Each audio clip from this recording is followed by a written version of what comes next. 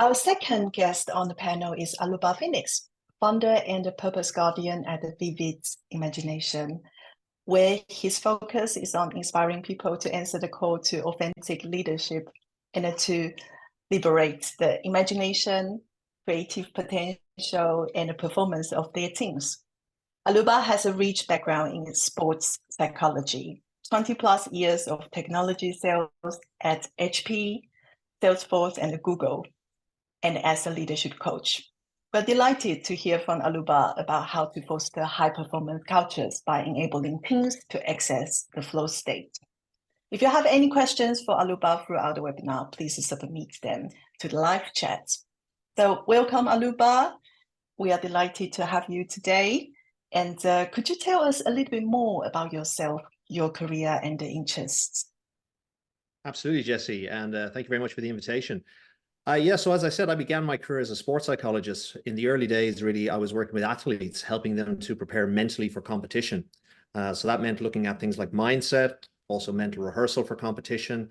And it was something that I really got heavily involved in terms of just the whole idea of the human component in performance. So having left that career and shifted, I became what I would refer to as a corporate athlete myself, because I went back to Ireland where I was born. I was working as a sports psychologist in South Africa. When I went back to Ireland, the Celtic Tiger was beginning to roar. So I got involved in the tech sector, initially working for HP for many years. I spent about 13 years with HP, working on large transformation projects with customers as a sales rep, and then in previous years after that, moving on to Oracle, to Salesforce, and to eventually Google before I set up Vivid. So a lot of the big, large Californian tech companies. And over that period of time, what was always been really interesting to me is how much the human element was such an important component of these transformation programs. In fact, it was often the element that led to a lot of these programs failing because it wasn't properly taken account of, right? When you get things like change management, etc. So I've always had an interest in that area. And, today, in many ways, what I do is similar to what I used to do with athletes, because I'm now working with corporate athletes, helping them to prepare for the competitions they face and their teams. And of course, how do you then get those levels of high performance in teams, looking at biology in particular as an important component to that equation. Okay, and I know how passionate you are when it comes to the flow, the concept of the flow as well. So can you elaborate on your views regarding the correlation between learning and performance, and as well as the significance of adopting a mindset that embraces flow in the workplace? Absolutely. Well, I would argue, if you look at what's different in the digital economy that we're all engaged in today, it used to be that we moved from a current state to a future state. We now move from a current state to an ever-changing state. And the two key characteristics of the digital economy is, that exponential change that we're seeing on a regular basis, and also the need to be able to adjust and adapt exponentially as well. So I would argue that learning agility, our ability to learn, unlearn, and relearn fast, is probably one of our most important skills as humans in this digital context that we all are now embedded. So that raises the question, how do we accelerate our learning speeds? And there's a very simple answer to that. It is by being in a flow state. Now, a flow is a state of high performance, a peak performance state where we feel and we perform at our best. There's a lot of science behind the flow state that's now starting to, people are becoming aware of. But just to give you an idea of some of the research around its impact on learning speeds.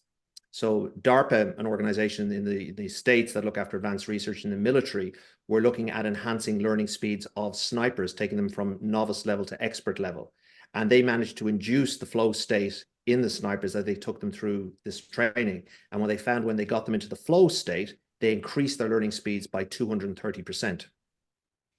So we're massively learning speeds and that learning agility when we're in flow. But it's not just learning. Flow also impacts our productivity. It also impacts our problem-solving abilities. So we're talking about a state of heightened performance that not only individuals can get into, but also teams will be able to access as well when we understand the science and the data behind the state. And as I said, there's a lot of understanding of that science today, but unfortunately not a lot of application of it in many cases. Yeah. Now you Yeah. mentioned mindset as well. Mindset is one of the most important things when it comes to the flow state, because there are certain blockers to flow, and a fixed mindset is one of the key blockers to flow state. So that's happens when an individual has this set idea in terms of their capabilities. And I don't believe that they can extend beyond those capabilities. They also may believe that it's impossible to learn a particular task because it's just not something that they're good at. It might be something that other people are good at. So you'll tend to avoid challenges if you have a fixed mindset. You will tend to, when you see other people succeeding at a particular task that you're not good at, it might actually lead to demotivation and some resentment. And you won't do the deliberate practice that's necessary to learn anything. Whereas a growth mindset is the opposite to that. So you believe that you put your attention on something and you put your energy into it and you do the deliberate practice, you can essentially learn anything. Now, that is fundamental to flow. And it's not just fundamental at an individual level, it's also fundamental at an organizational level as well. Because organizations can have cultures that are either enabling growth mindsets or inhibiting them.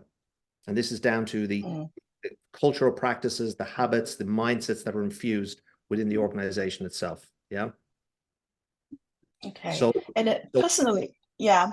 Sorry, I hope I didn't interrupt you, but I do have a follow-up question on that as well, because personally, I would like to describe myself as a quite performance-driven individual. And for many years, I always try to do things better, faster as well. But then what's your perspective on maintaining a balance between performance and also the personal well-being to prevent that burnout states? Yeah, well, it's quite interesting you use the word balance, because actually the two are totally and utterly interlinked. So if you talk to an athlete, they will say what they do off the pitch is equally, if not more important than what they do on the pitch. Many corporate athletes don't realize, or if they do realize, they don't practice that. So what I mean by that is reflection time, active rest and recovery is an equally important part of your professionalism as a corporate athlete, if you want to be a high performer sustainably over the long term. Now, unfortunately, what we see a lot of people doing is, and particularly this will happen at big transformation programs, there's a lot of pressure, people are under a lot of stress to get things done. We see people working in patterns that are not conducive to sustainable high performance. In fact, what they end up leading to is burnout.